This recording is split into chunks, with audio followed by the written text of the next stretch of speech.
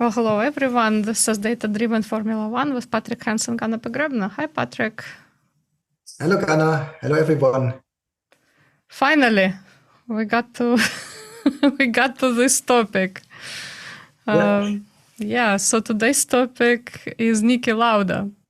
And we've been talking about Niki Lauda for quite a while. And actually, when Patrick said, "Oh, we should do an episode on Niki Lauda," I thought, haven't we done that already?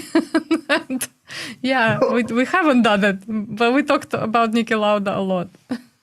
Exactly, and this is because Niki Lauda was active in two decades. Not first, but most famously with Ferrari in the 70s, and then later he came back with McLaren in the 80s. And that's it, why we had been talking about him quite a lot, but not did a special on him, as we are doing now. And of course, as I think he's one of the most famous drivers of all times. So we hope we can also mention or give you some information which is a little bit less known. So we will, of course, speak about his biography, but also hopefully to include some information which maybe you not had been aware of, even if you follow Formula One and our episodes. Yeah, that's right. And I was just going to say, when you said he was active in 70s and 80s, he was active in Formula One later, but not in a driving capacity. Right. So, yeah, I mean, he was pretty much a very involved figure after he retired from the sport. And up until his death, right, in 2019, we very recently lost him. Actually, I couldn't believe it that he was only 70. I thought he was older when he passed away. But yeah, I mean, he had a very long life in Formula One. He was always in touch with it. And I still remember, I still remember the Formula One kind of reports from RTL. And there was always Niki Lauda. I could not even imagine that there would be a broadcast from a circuit and Niki Lauda wouldn't be there. So a lot of you probably saw him or interviews with him at his old age, even if you don't know much about him and his career. Although it would be strange because he won championship 3 times. That's a lot. That's right. And he was a friend of clear words. That's why everybody invited him for the interviews. He was the commentator for RTL Plus in Germany, commenting, analyzing the races after the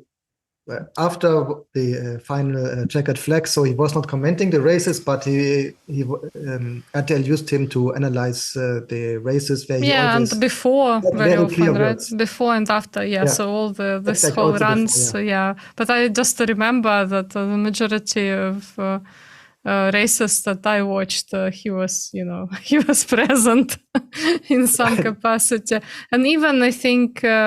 From time to time, not every race, not during every race, but from time to time he appeared on Sky and on BBC and on other, like on British channels as well. Right. As I said, he always had clear words. So of course, everybody would have tried to get some interview with him at or behind the race or after the race. Mm-hmm. And so the nickname is the computer. and we will come to this. Yeah. All right. All right. So here a brief profile. Full name Andreas Nikolaus Lauda. He was an Austrian Formula One driver and aviation entrepreneur. And we will come to this, of course. 3-time Formula One world champion, winning 1975, 77, and 84. And it's the only driver in Formula One history to have been champion for both Ferrari and McLaren, which are probably the most famous teams in the sports, also from an historical background. That's right. February, yeah, born February 22, 1949, in the Austrian capital, Vienna, and as you mentioned, he died in 2019 in Zurich, Switzerland. He started March, then he went to BRM, Ferrari, Brabham, and McLaren. 177 entries, 25 victories, and impressive 3 championships. Yes, and I think it's a little bit confusing because, Niki Lauda obviously spent a lot of time at Ferrari, and for the majority of his driving life, he was wearing red jerseys, right? So, and it's sometimes, many people think that he never left Ferrari, but we'll tell you that that's definitely not the case. And if you are watching us on YouTube, the picture that you see is from his Brabham days, but again he's wearing red. So he.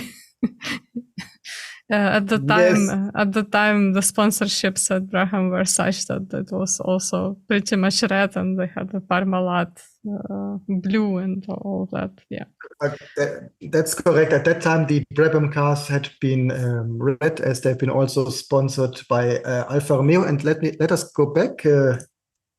I'm not completely sure.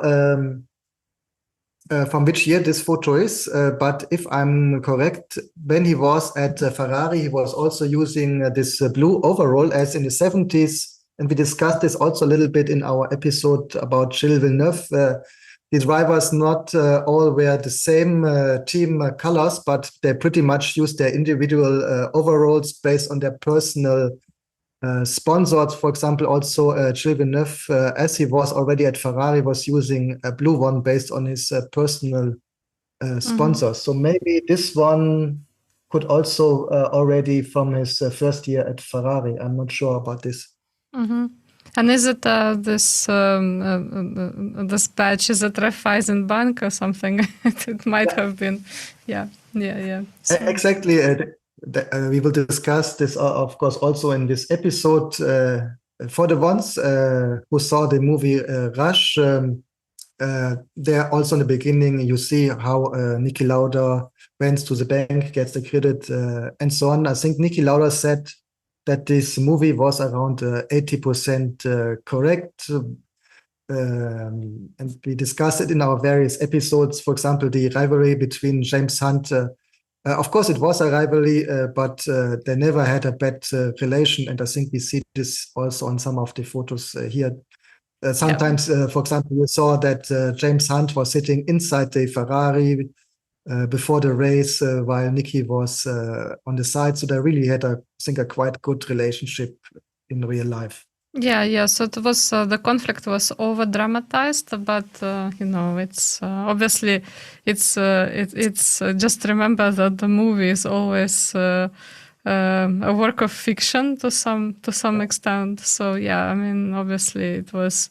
We had, I think, with Patrick some episode. I don't remember which year it was, but close to 1976, probably 1975 or something like this that we discussed. And we actually had a photo from a party, I believe. Maybe it was a special on James Hunt. So basically have a look at, 1970s that we covered and James Hunt episode potentially. And there was definitely a picture from a party where James Hunt and Niki Lauda were together at that party. So it wasn't as, antagonistic as was portrayed in the film. But that makes the film interesting, right? Interesting, and it's very fun to watch. If you're interested, I'm planning to collect all our episode into one playlist, so you can have the different angles how it was in reality. Mm-hmm. His nickname was the computer, and here I think it's important to understand that in the beginning, when the term computer was invented, it was not a machine, but it was people working as computers, people who have been specialized in mathematics and doing the calculations. For the case that you saw the movie Hidden Figures about the 3 African-American employees at the NASA, you may remember that they had been working, or 2 of them had been working as this, was it 2 or just one of them? I'm not completely sure, but one of them at least was working as a human computer because of her mathematics skills, was doing all these important calculations, and only later on the NASA got this big mainframe computer, something similar, which you see on this nice computer-generated graphic. When I look at this photo, I actually remember my dad, because my dad used to look after one of those, and at home we have quite a lot of pictures of him where he's doing something around these machines. It's quite cool. So it was basically the size of a large gym, probably, this exactly, yes, this thing. Mm-hmm. So for us, Lauda was a human with an analytical mind, and that's why he was called the computer. But he was a human, not a machine, and we will see this also and discuss it in today's episode. Absolutely. And we've already talked about Lauda as an analyst. And kind of from day one, he was constantly trying to improve the performance of the car, and kind of was collecting a lot of data when he was inside the car.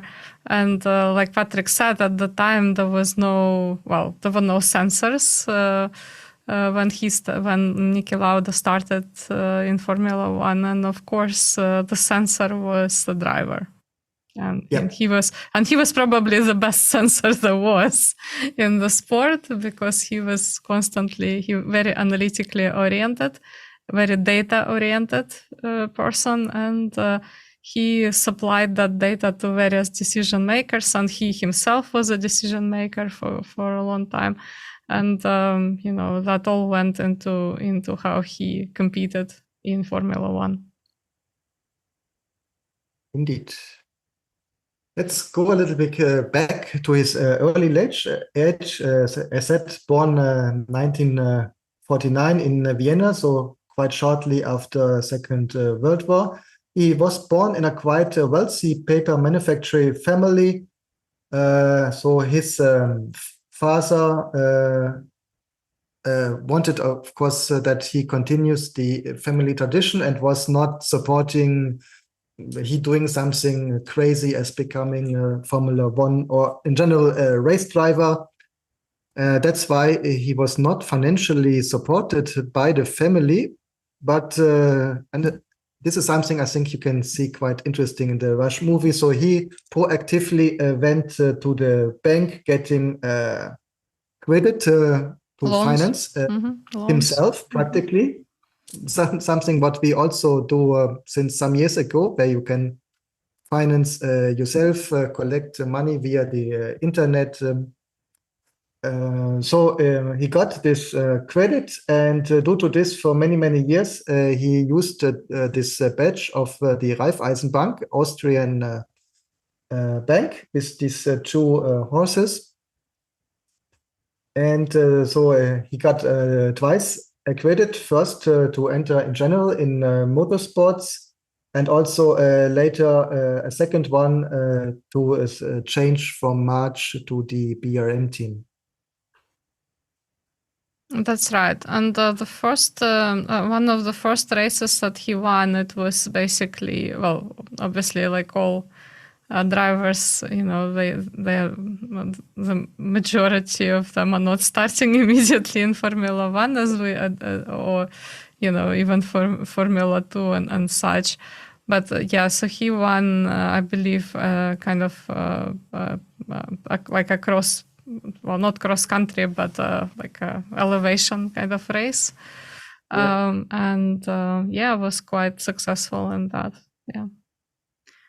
Although his first Formula One performance wasn't that successful, he didn't finish, as far as I remember, right? Right. I mean, his first 2 years at the March team wasn't really successful. He was, let's say, the second driver besides Ronnie Peterson. I don't know how the relation between the two had been, because something what we, I think, discussed in the 1976 episode after his fire accident. Ronnie Peterson was practically the first one Ferrari wanted to call to replace him, but Lauda was strongly against it. The second one was Emerson Fittipaldi, just starting with the Fittipaldi team. So he felt the obligation to stay with the national Brazilian team. And then only after this, Carlos Reutemann was the third on the list to call. And as he already declined Peterson, I think Niki Lauda couldn't object against a second driver. Mm-hmm. Yeah, but everything changed, right, in 1973. Yeah. When Niki Lauda won the Monaco Grand Prix, was very famous, and we discussed that Grand Prix when we discussed 1973, and that's how he landed a job at Ferrari, because he was actually spotted at that time by Enzo Ferrari and offered a job. Yep.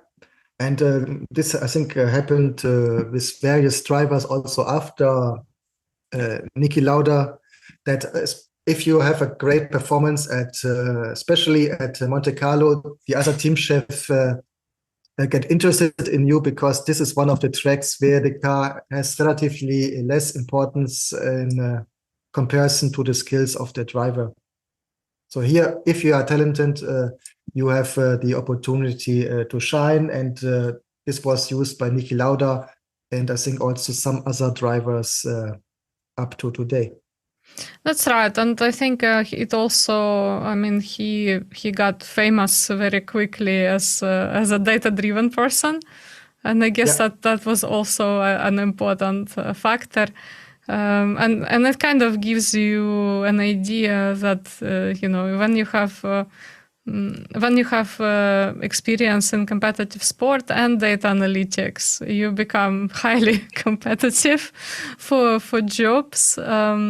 I was not only in Formula One. Yeah, not only in Formula One. Yeah, I was just going to say that in sports analytics, currently there are quite a few analysts who come from the sport as professionals retire, and then they go into analytics and help the coaches by analyzing games. And the cool thing is, when you are not just a nerd, who just knows mathematics, when you're looking at the game, you understand exactly what's going on. So you know what you can improve and what you cannot improve. Because ultimately, right, the job of any sports analyst is to tell the team or an athlete what depends on skill and what depends on luck. And you're kind of trying to steer people away from luck, luck-dependent things into skill-dependent things, because skill you can improve on and luck you cannot really influence. Exactly. So he was very much a data-driven driver, and besides this, he was very disciplined. So he did a lot of testing, giving very good feedback due to his ability as a sensor. So I think this was also the reason why Clay Regazzoni, who was his teammate at BRM and already had the contract for next year with Ferrari, recommended to also take Lauda. And this is why the door opened for Ferrari. So it was the Monaco race, and also in addition to this, that Clay Regazzoni spoke really highly about him. Reference. Yeah, he was. He had a very nice referee who recommended him. Yeah, that's awesome. Exactly. So then they came to Ferrari. At that time, Ferrari was in quite big crisis. Luca Montesemolo had started regrouping the race team, and slowly in 1974 they became again competitive again. And also Lauda was quite quickly rewarded with finishing second in his debut race, which had been the Argentinian Grand Prix. And in general, in 1974, he did quite good, but the car still had been unreliable because the problem was the Ferrari in the year before was slow and unreliable means, and to advance in both is difficult. So you can make your car faster or you can make it more reliable, sorry, but achieving both at the same time is difficult. So it was a fast car, but not finished that often. And even if he finished quite good, when he finished one races, he became only fourth in the championship. Mm-hmm. That's right. That's right. Then 1975, his first championship with Ferrari, a little bit a surprise for Niki Lauda. Again, already 2 years before, the team was in a big crisis. So it wasn't really something what you could expect becoming a champion with Ferrari.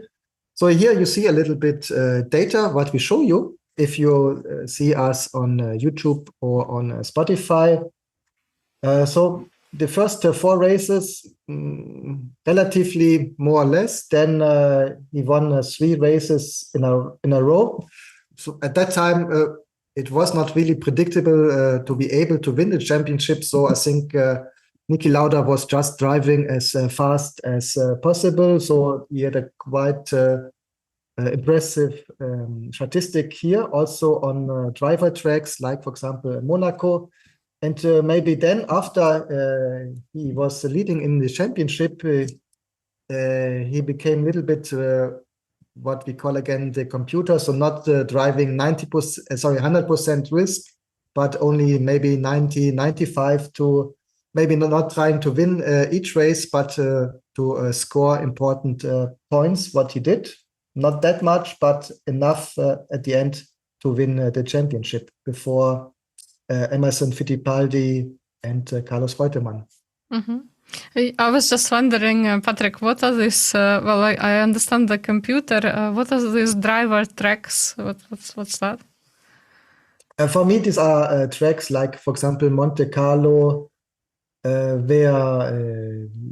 which is number 4. Yep, like Monte Carlo, where the driver is more important than the car. Okay, got it. Yeah. All right, yeah. So if you are listening to us in a podcast form, you probably do not understand what's going on. So we again would like to refer you to YouTube and Spotify, and please subscribe and press on the bell so you know when the new episodes are coming out, and just kind of do the usual YouTube things that are necessary. And right. So obviously, I mean, we really appreciate your support. For those of you again who I just want to remind people who are probably wondering why are we looking at slides. If you just stumbled on us on YouTube, we essentially are doing a podcast, but we're using some visuals, and it's always good to also see the cars, not just talk about them.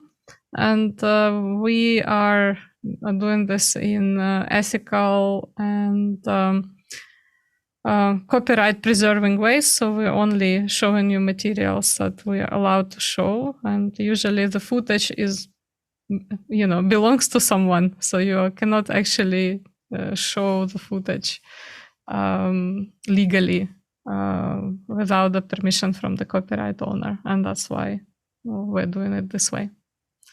Yeah. All right. So just to finish this, the driver tracks, I included here the 3 victories from Niki Lauda, Monte Carlo, Spa-Francorchamps, Sweden, which was at that time in the agenda. Mm-hmm. Right, and then of course it's where we have Monaco, Monte Carlo, obviously is where we have really sophisticated track in terms of turns. And then the Spa and Sweden are the two locations where it's very likely to rain. And again, if you haven't watched any of the previous episodes, we explained before that when it rains, all cars slow down. So even if you are in superior car, a better driver in inferior car can actually overtake you and can potentially win a race, or at least be very competitive. And that's why Patrick called these thrill races the driver tracks. Yeah, but I can also confirm you that Spa-Francorchamps, even if it would not rain that particular day, is very difficult to drive. Yeah, it is. Yeah, but I mean, I'm just saying that it's highly likely to rain as well. Yeah. Exactly. Yeah. Same would be also for the Nürburgring valid. Mm-hmm. Then next year, 1976. So this is the year where practically the Rush movie focused on, where we had also the infamous fire accident from Niki Lauda. And that's why we call this year the duel. And you see, he was, at that time, the Ferrari was clearly the best car. So he was quite comfortable leading, and even he wouldn't have this accident, I think we can predict that he would have won the championship without problems. I mean, it's about if, so you never can prove it, but I mean, everything looked as he would quite comfortable win the championship because he was the best driver in the best car. He won 75. And spoiler, he also won 77 again. So yeah, I mean, it's actually, sorry, Patrick, to interrupt, but yeah. So I was just gonna say that it's actually an irony of the fate, right? Because a lot of his wins are very, very much on the edge, very much on the points, right? And this is the season where he was clearly dominating the season, and he didn't win.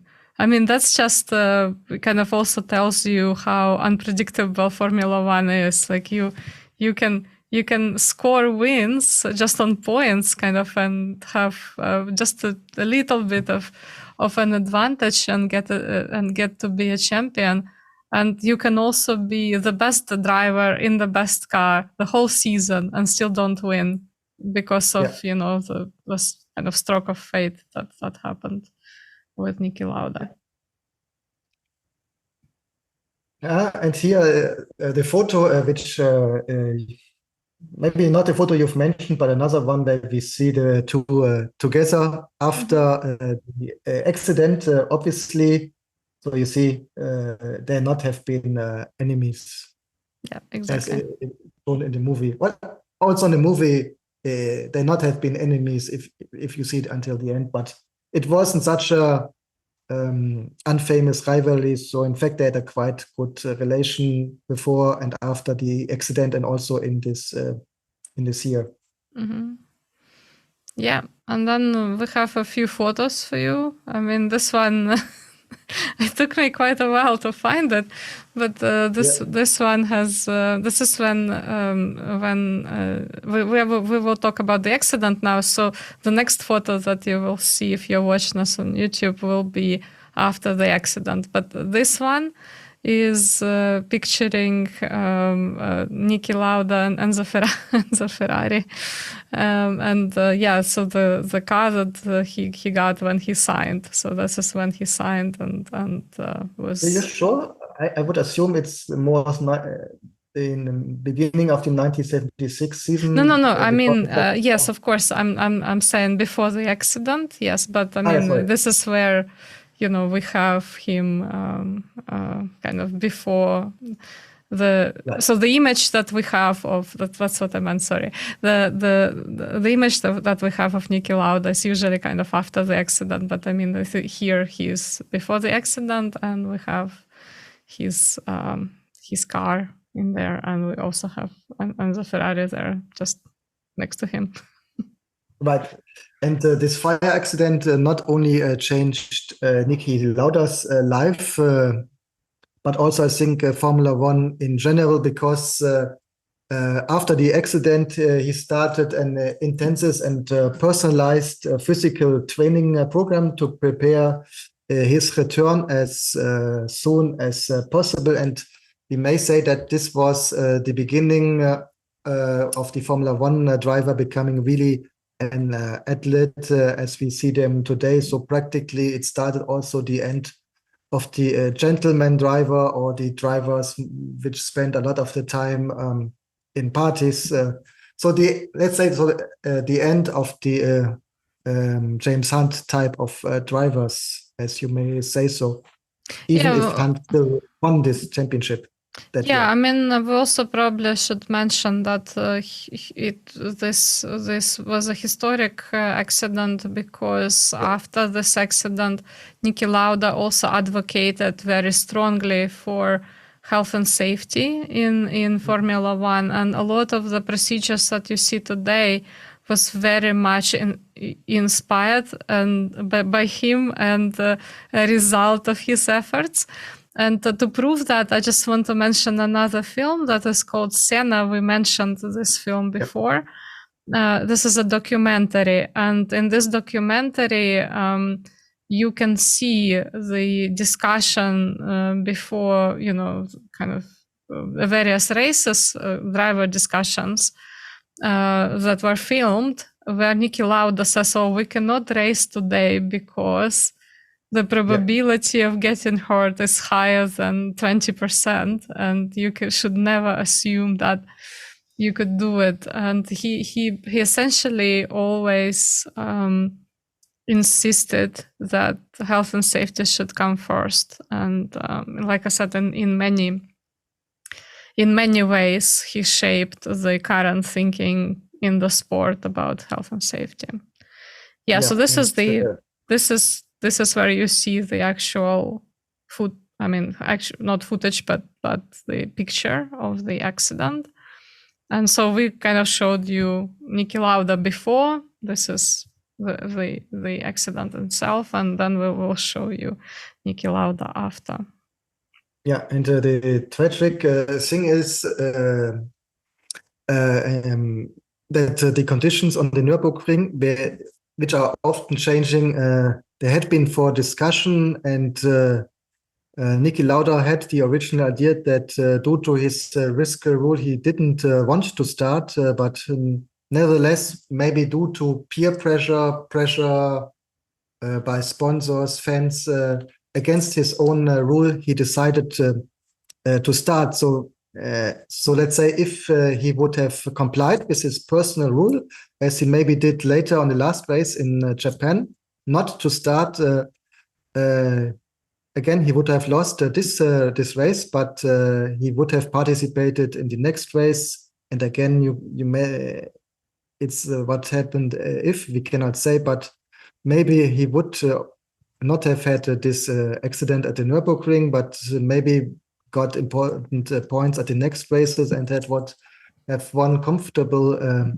the championship. Yes, absolutely. And I just want to say that we probably should have mentioned that it was a Nürburgring, and I'm sure that many people know this, but it is a very difficult circuit, and a lot of, when we discussed 1970s with Patrick, we actually talked about it, that it was one of the most dangerous circuits, and in fact, something should have been done about health and safety, but it wasn't until several fatalities happened and major accidents happened. Yeah, and I think practically this fire accident was the final point which triggered the end of the old 22-kilometer Nürburgring. They closed well, they not closed it, they used it for smaller and races, championships, but not for Formula One anymore, and then made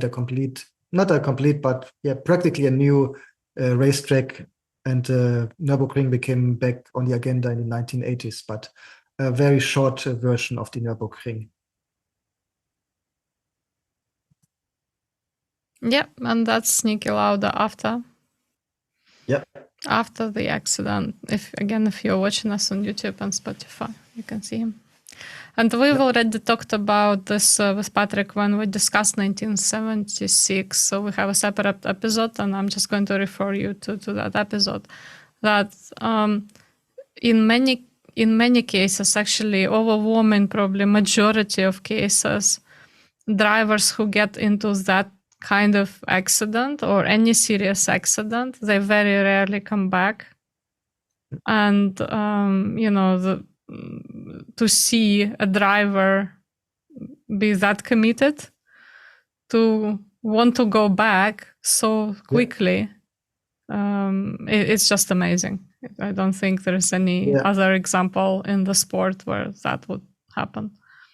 Yeah, honestly, I was also thinking, and I cannot recall any other comparable case, somebody returning from such an accident. Yeah. So this is what we've mentioned a little bit earlier. Niki Lauda had this 20% rule. If we would have complied, we did some kind of mathematics prediction. If he would not have participated in Nürburgring, he would have won, maybe not won the next races, but got important points. And as I said, it was the best driver and the best car.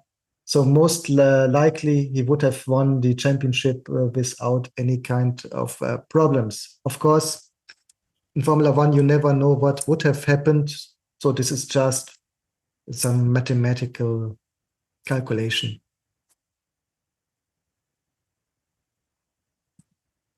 Another incident, luckily no physical accident happened in the Spanish Grand Prix in 1976, where the James Hunt McLaren was identified being 1.5 centimeter too wide. Due to this, Hunt had been disqualified based on deviation to the regulation after the race.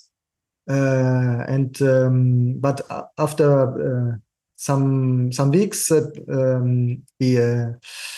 was decided that they took back the disqualification because they said 1.5 centimeter is only minimal, and they reinstated Hunt as the winner of the Spanish Grand Prix, which shows that strange decisions not only happens in actual years in Formula One, but also back in the 1970s. As due to my point, if a car is 1.5 centimeter deviation to a guideline, then it's a deviation, but you cannot say that the difference is too minimal because somewhere must be the red line from my point of view. But it seems that because Lauda and the Ferrari was so dominating that year in the beginning, that they tried to keep the show a little bit more open, and that's why they took back the disqualification for McLaren and James Hunt. But this is my personal opinion. Yep. So interesting also a little bit playing around with the numbers. If they would not have taken back this disqualification, even if Niki Lauda had this accident later, Lauda would have become the champion in this year. Yeah, that's right. Yeah, we've already kind of said that it would have been very confident win for him. And yeah, it's just very ironic considering, the years when he actually became a champion. I mean, this probably was a year when he really deserved to become a champion. Whereas in other years, sometimes it was very much on the edge, right? So sometimes it was just 1 point difference. And a lot of people argue, maybe the other guy, the competitor, was better. But in this case, Lauda was a clear leader that year. Yeah. So let's show a little bit a different side from Niki Lauda.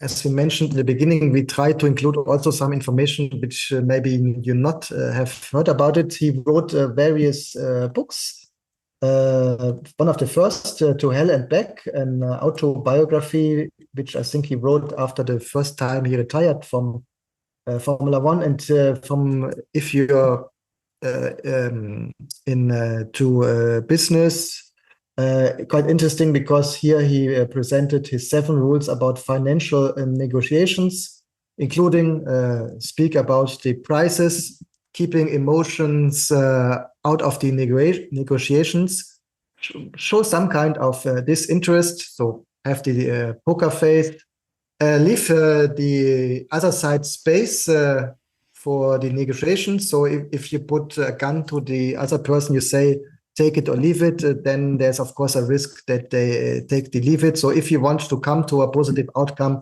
give the other side space for maneuvering. Of course, being tough. If you came to a result, never renegotiate. That's why, for example, after these years at Ferrari, he not tried to renegotiate his salary, for example, but directly went to Brabham. And very important, not leave any kind of burnt earth behind, so no scorched earth. So this is his rules for financial negotiations. And remember, he was not only a famous driver, successful driver, but also a successful entrepreneur. Yep. And as always, we just refer you to books and museums. Yep. Right. Brabham, Okay. yeah, that was the frustrating part. Maybe Patrick, you could maybe say why Lauda departed from Ferrari a little bit. I know we discussed that in 1970s, but yeah, maybe just reinstating. Yeah, I mean, at the beginning, Enzo Ferrari and Niki Lauda had a quite good, trustful relationship. But after the accident, it had been disturbed a little bit. It was because Enzo Ferrari had the idea that Niki Lauda tried to return a little bit too fast, to not take the time he needs. And with this, also risking the manufacturer's championship. So it was, and here he started that the relations had not been that good anymore.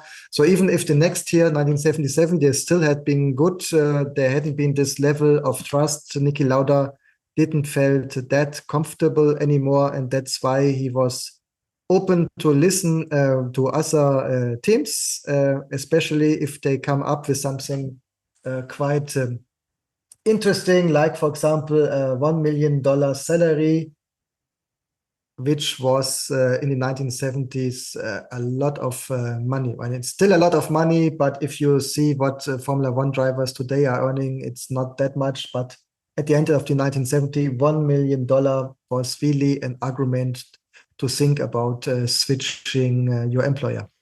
Mm-hmm. And then he had 2 seasons in Brabham, which were not great. Yeah. Because the car wasn't there for Brabham that season, these 2 seasons. And we also have this fantastic fan car that we've showed before. We have a special on weird designs, so I just encourage you to go back to that. And that car with the sort of the fan at the back that Brabham came up with actually won the first place in the Swedish Grand Prix. And but obviously because it was very strange design, it didn't last. Yeah. If you remember, team chef from Brabham was Ernie Ecclestone, who of course was a person always looking for the loopholes. So maybe this is the reason why they developed this fan.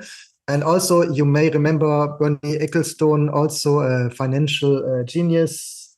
So you may think why Bernie Ecclestone would offer such a high salary for the time to one driver. very easy because the salary was, if I'm correct, was not directly paid by Brabham, but Lauda's personal sponsor, Parmalat, the Italian dairy company. Yeah. We probably should say that. I mean, for those who cannot see us on YouTube, that the salary was $1 million, which was one of the highest in the sport. Yeah, that's correct. And this was paid by the sponsor Parmalat, so it was not paid by Brabham. Even more, Brabham at that time, they also did not pay for the engine, but this was all paid by Alfa Romeo. So quite good financing from Bernie Ecclestone. Yeah, just don't pay for anything, pretty much. Exactly. But I just want to say when you were saying, well, obviously Bernie Ecclestone was looking for loopholes. I think the truth is, all teams always look for loopholes because Right. I mean the way, unfortunately, the way you make the car fast usually is contradictory with rules and regulations and health and safety procedures and a lot of other things. So yeah, a lot of teams are looking very closely at the rules and they're thinking, how can we like bend the rules without breaking them? So that's quite standard thing that every Formula One team does. Exactly. So let's say maybe that way. Bernie Ecclestone was a very political person, and he was very good in finding loopholes. As you said, it wasn't a very successful 2 years, and that's why also maybe at the end, famously, Lauda said, "I'm tired of driving in circles," and retired for the first time as an active driver. Right, and there he is on if you're watching us on YouTube or Spotify, there he is in this picture exactly at that point, just kind of sitting on a sidewalk, you can say, on a basically, on a camera, effectively from the wheel, and not happy, you can tell. Right, you can practically think. He's thinking, I'm not. Why I'm doing this? Yeah, why am I driving in circles? That's exactly it. Yeah, but maybe the problem was that most of the time he was not driving in circles because the car was quite unreliable. He retired 9 out of 14 races. Right. So it was practically more the problem. He was watching others driving in circles than doing it himself. Exactly.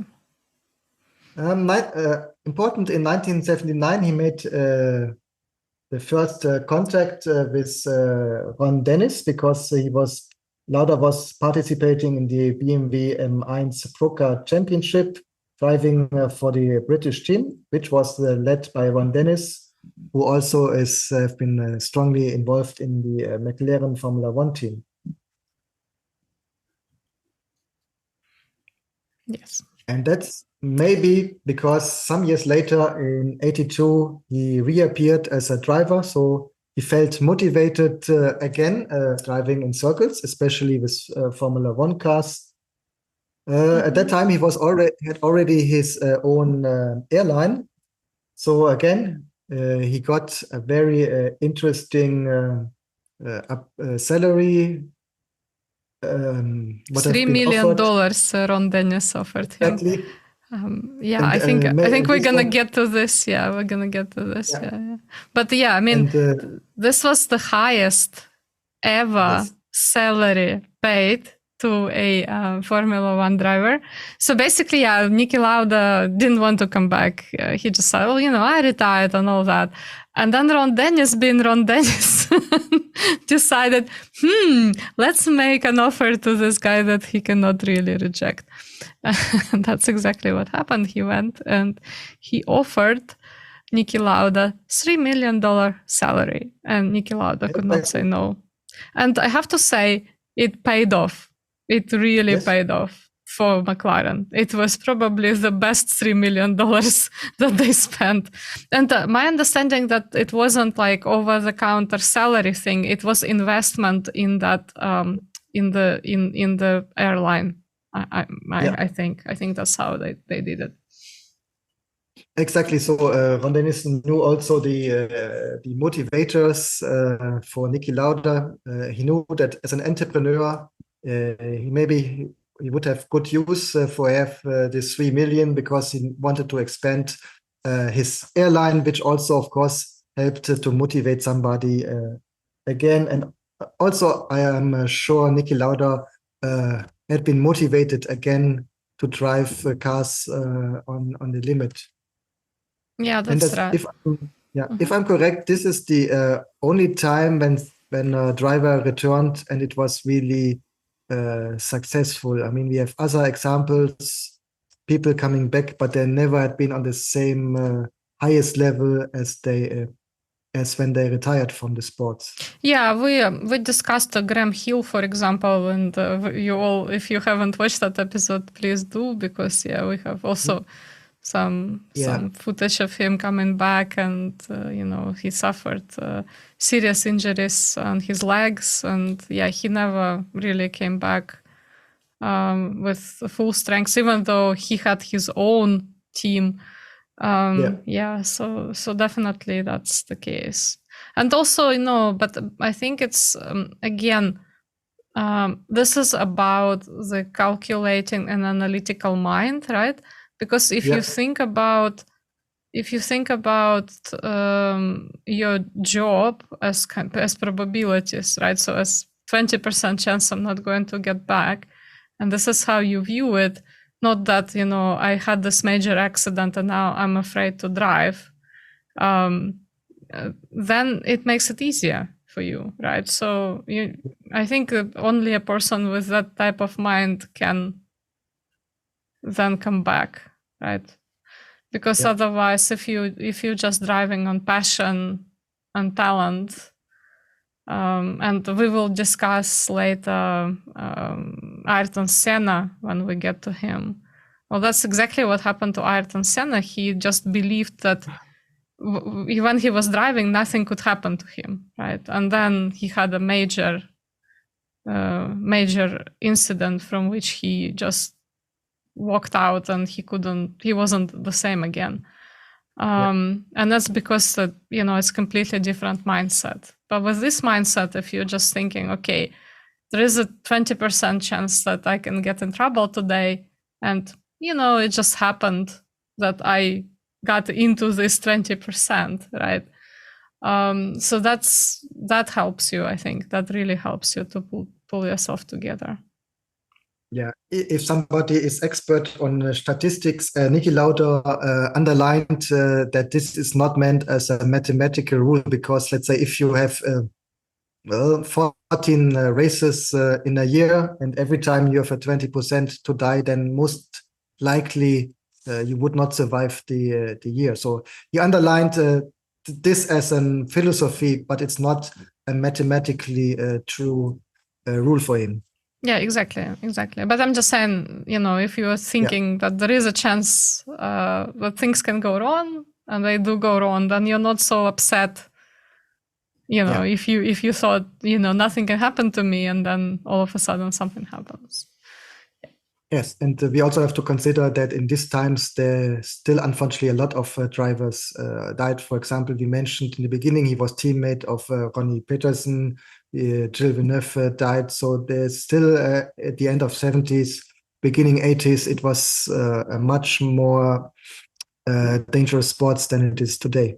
Yeah, I mean, you need to be a little bit of a pessimist when you go into such a risky occupation. And that reminds me, for some reason, a completely different thing. Lars von Trier has this film about like the end of the world. I forgot what it's called, but it's basically some sort of moon is going to crash with the Earth. And you have two types of people in that film. One type of people are just optimists, who now understand the inevitability that this is going to happen, and they basically panic, and it's horrible for them. And then there are pessimists who kind of expect everything to go bad, and they're fine. They're just trying to live through these last few days as normal as they can, right? So Yeah. So, but don't mix up that movie with the latest from Roland Emmerich. That moon is crashing on Earth, or not crashing on Earth. Yeah, that's right. I mean, yeah. So I'm just, yeah. So, and that's what I'm saying when I say that it paid off. He won the championship in 1984 for McLaren. Right, against Alain Prost, who for a second time only with a very short margin lost a championship, this time only with a half point difference. And that's what I mean. And that's exactly what I mean. See, like the season when he was really leading didn't work out. And the seasons where it was very, very close, he would win. Yeah. Yeah, because on the one hand, you may say he had a little bit luck or a lot of luck because the cars at that time hadn't been that reliable. On the other hand, he must be discussed in our episode about 1984. It is said that in opposite to Alain Prost, he did the setup for the car, not for the qualifying. That's why he was quite regularly slower than Alain Prost, but already had more experience in the race setup, so could had been better in the race result later. So this was his strategy, and maybe also because he was already in an age where others already retired, knowing that he wasn't maybe that fast at the maximum speed anymore as a younger driver as Prost. So he really wanted to focus on the experience and concentrate on the race. Yeah, and this win actually tells you that you can win on analytics and projections and data. So you can do that even if you are not 100%, risk taking. Yeah. Yeah. Then again, I mean, a little bit similar. Then the year after his second Ferrari victory, the next year was practically a year to forget. 11 retirements out of 14 races. I mean, with this, of course, you not only get dismotivated, but you are not able to get the required experience for the setup of the car. So it was quite disappointment this year. And this time he took again the same consequences for himself as to the second year at Brabham, and he announced his retirement after the Austrian Grand Prix, and this time for good, at least as an active driver. Yeah, I'm not just wondering, always wondered why he didn't retire after 1984. Like, it's just strange because, one would have thought that would be a good point to retire. But I mean, maybe he thought he can do, he can win a few more championships probably. Yeah, I mean, it wasn't. The problem was not primarily himself. 11-time retired. Maybe he hadn't predicted this. And on the other hand, I mean, seen a lot of drivers not retired on their top, but some years later, because maybe you don't see that you're not on the level anymore, or also because, just as Clay Regazzoni said, why he continued all the years, he said he just enjoys driving Formula One cars. So I think there are different factors, maybe, and maybe also the contract, the money. Mm-hmm. Yeah, and here's a list of all the cars, all the makes that Niki Lauda driven in his career. Right, so a lot of great cars. On the right, you see his 1971 car. Apart from March. and BRM probably were not the best. Well, BRM was better than March, okay. Right, right. So if you're interested, this Ferrari you can see in the Ferrari Museum in Maranello.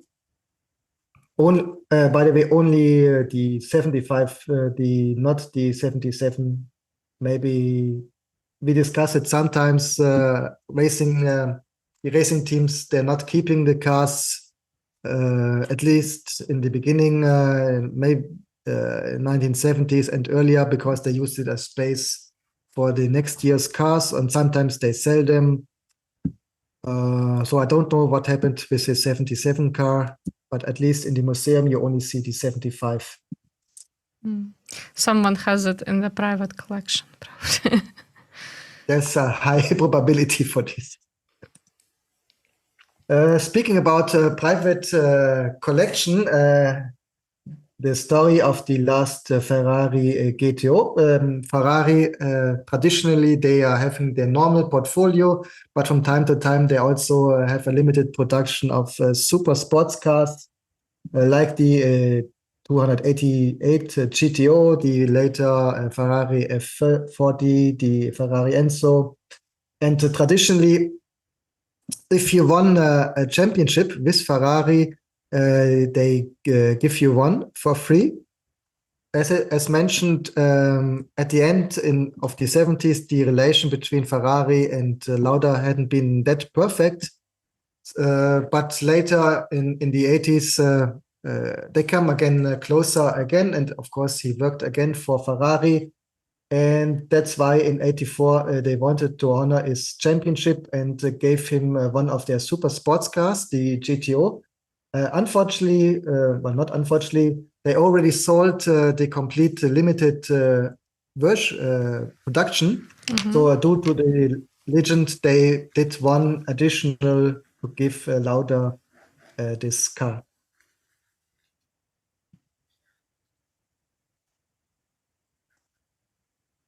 As we spoke in the beginning, he returned to Formula One again, not to drive in circles, but as a consultant. And again, it was Luca Montezemolo who motivated him to come back to Ferrari.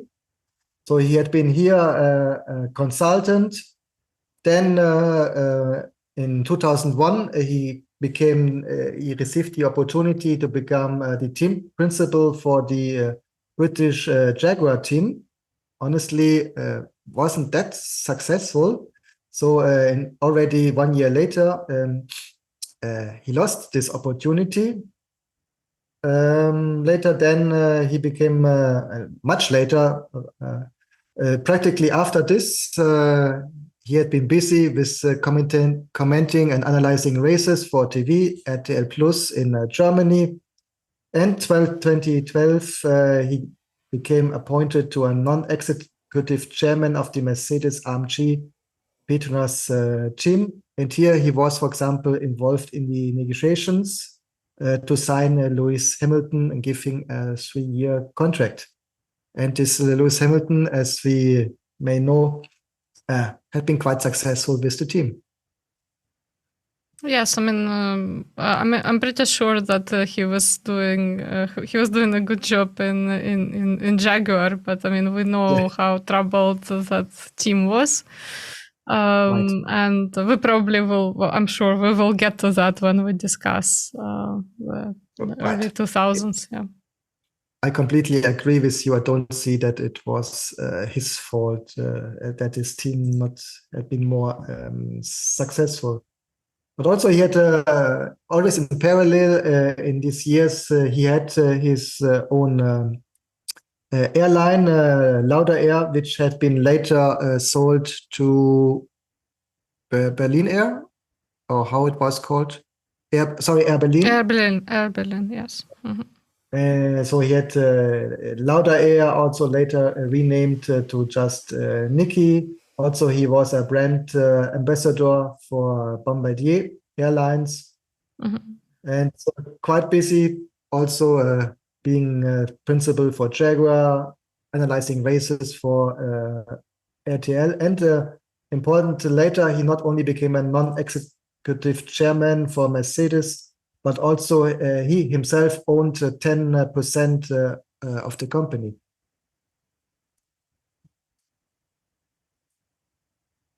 Well, then we come to the unfortunate point of his death at the age of 70. Mm-hmm. He died at the University Hospital in Zurich, Switzerland. And, Right. I mean, yeah. I was, to be honest, like I said, I was surprised. I thought he was older, but I completely forgot that he was born in 1949. He had a great life and a great career. And I mean, this I think this accident really shaped his character. And it's really cool that he came back after it and did all the things that he did. Yeah, and I think this accident also had been a cause of his death because I think this kidney problem had been somehow related to the fire accident. Mm-hmm. Quotes. He was a friend of open words. That's why we have a lot of quotes. Let's start. A lot of people criticize Formula One as an unnecessary risk, but what would life be like if you only did what is necessary? Mm-hmm. Yes, I agree with that. I actually, was recently when my son was in daycare, not at school. At school, I think they teach risk, what risk is. But when he was in daycare, a lot of the strategies were just to scare kids and not to explain to them that some things are risky, and if you take risk, you can maybe hurt yourself, or there could be some consequences that you cannot anticipate. That instead it was the reverse. And so I think it's important to explain, to take risk, and to explain that risk is necessary in life. Yep, that's right. From success, you learn absolutely nothing. From failure and setbacks, conclusions can be drawn. That goes for your private life as well as your career. Something which a lot of people said. I think one of them was not Bill Gates, but the founder of Apple, which name I just forgot. But anyway, a great motivational quote for everybody in business, in school, in life. Yeah, and in terms of, I think this is very much true especially for sports analytics, because it's in sport a lot of a lot of times when a team wins, everyone thinks, then we're doing everything correctly. No one analyzes why they won. Maybe they won by chance. That's what I meant when I was saying, skill versus luck argument. Yeah, and I think if sorry, it was really Bill Gates who also said something similar. But I'm sure a lot of people had similar quotes. So did you mean Steve Jobs, or did you mean some other guy from Apple? No, I thought it was Steve Jobs, but I think really it was Bill Gates who said something similar. But I'm sure a lot of people said something similar like this. Next one, happiness is an enemy. It weakens you. Suddenly you have something to lose. And I think this relates what you explained with optimism, pessimism. So here he confirms you. Yeah. I mean, I think many people who are in analytics are not very optimistic. It just comes with the job. Yeah. A race isn't won until it's over. Yes, indeed. Mm-hmm. Not only a race, but also a championship, as we saw. I like the next one. Giving up is something a Lauda doesn't do. It's interesting. To make a decision, you need to be in a perfect environment. You have to be motivated and surrounded by the right people. Of course, we agree with him. Well, it depends on the decision, I mean, this is a little bit out of context, but sometimes you have to make really speedy decisions and you can't really ask anybody for support. Of course, this is the topic of decision-making under uncertainty. You must always be faster and better than the others.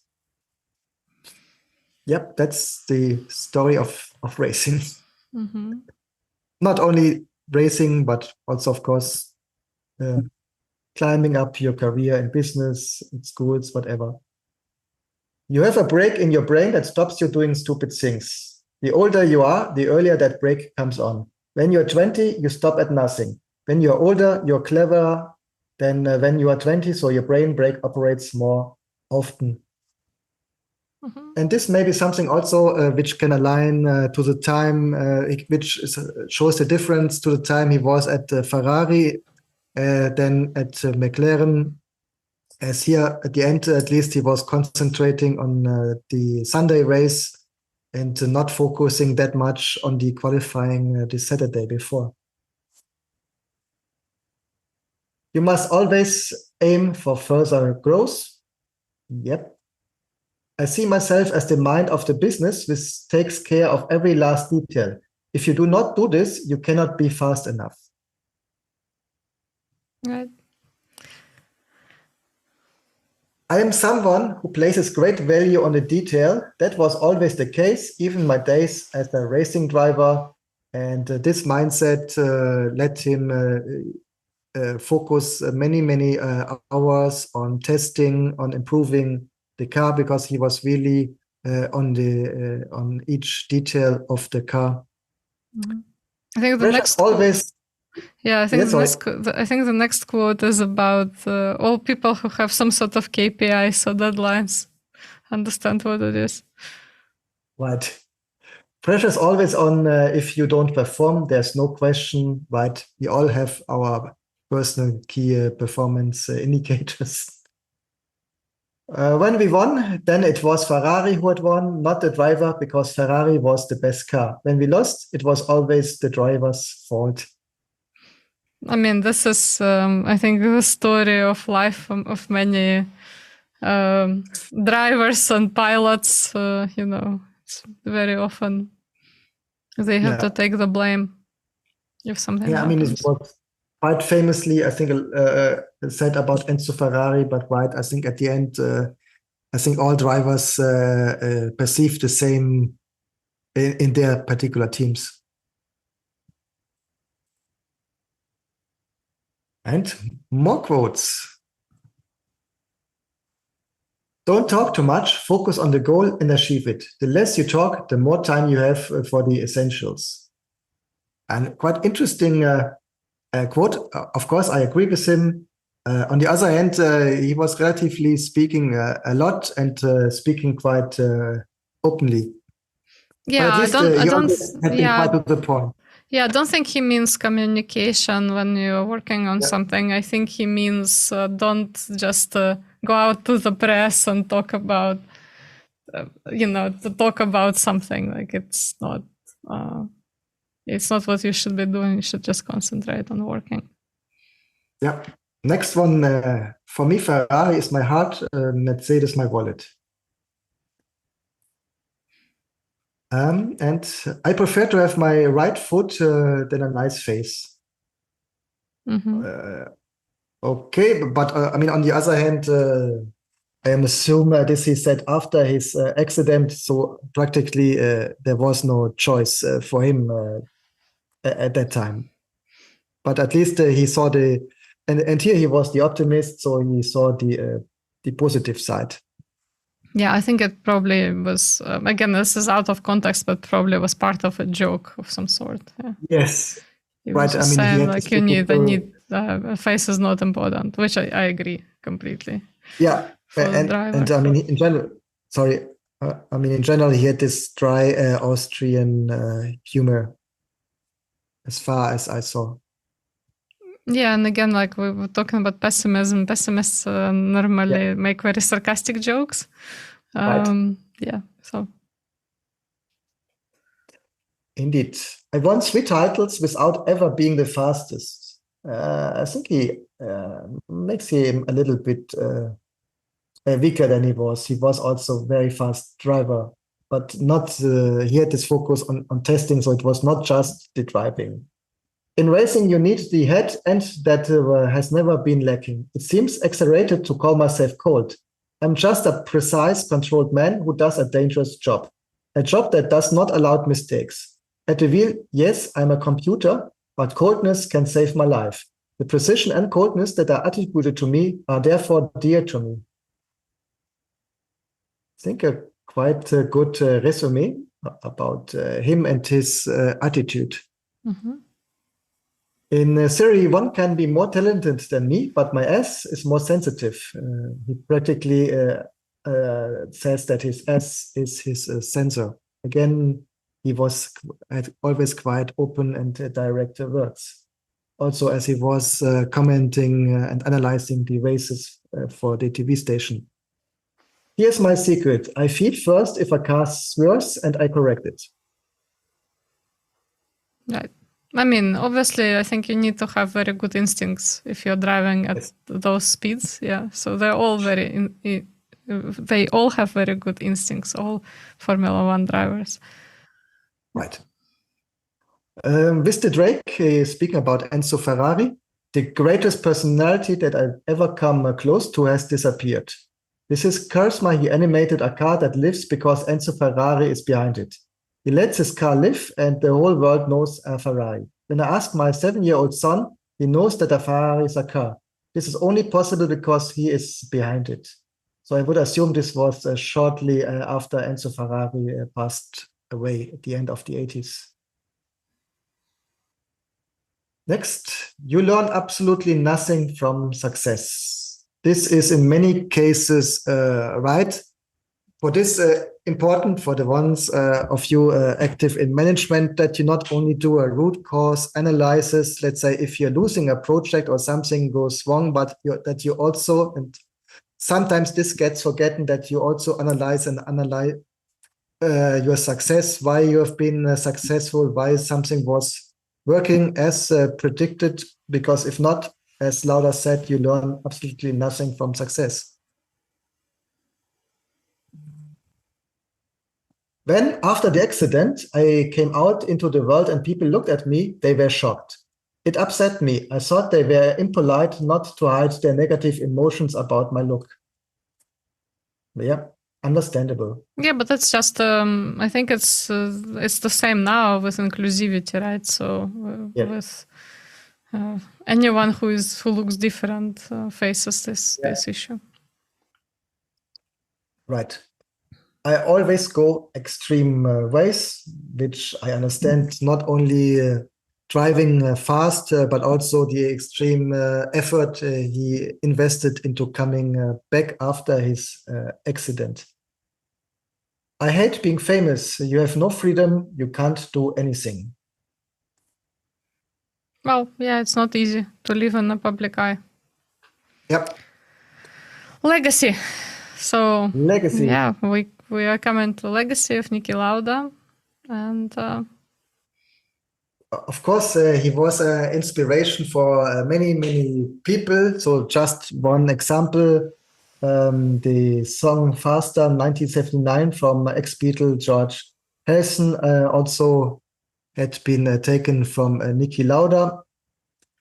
George Harrison was a big Formula One fan, so especially in the 70s, he traveled with the circus to various races, had a good contact to various drivers, which he included into this song, which of course is also included in our Spotify mixtape.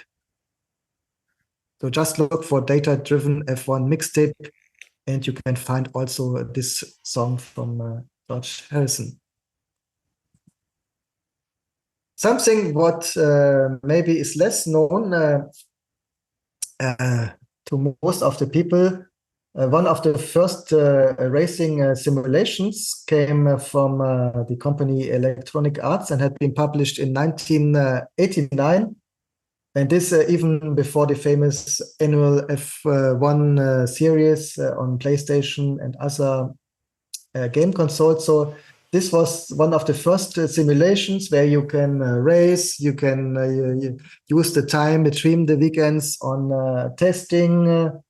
And this one was particular about the Ferrari Formula One car. And interesting here is that the programmer, he himself never went to Maranello, and he learned how a Formula One car is working and behaving from a book by Niki Lauda called The New Formula One, speaking or writing directly about the turbo age. So this was his base to simulate a Formula One car. After these ideas, he changed the speeds and so on, so that the car would perform similar times than it was done that year, really, with the physical cars. So I found this also a quite interesting side story.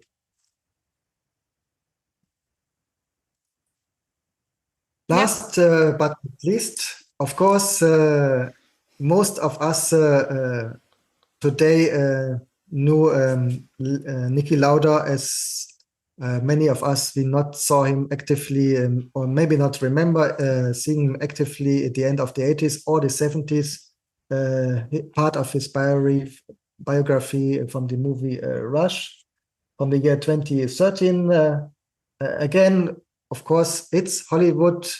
A lot of, especially the personal rivalry had been over dramatized. But on the other hand, Lauda himself had been a counselor for the movie, and you see him right at the end of it. And he said 80% is correct, which is still pretty much, and I think quite fun to see this movie. Also, if you're interested in getting to know how was the atmosphere around Formula One in the 70s, sometimes similar and many times very different from today. Yeah, and well, by all means, this movie is worth watching, even though not completely. Well, it's like I said, it's an artistic vision on the situation rather than documentary, and but I also want to encourage you to just watch interviews with Niki Lauda, because he was talking about many important things. Yeah, and not you only have to see them. There are also a lot of interviews as articles which you can find on the web.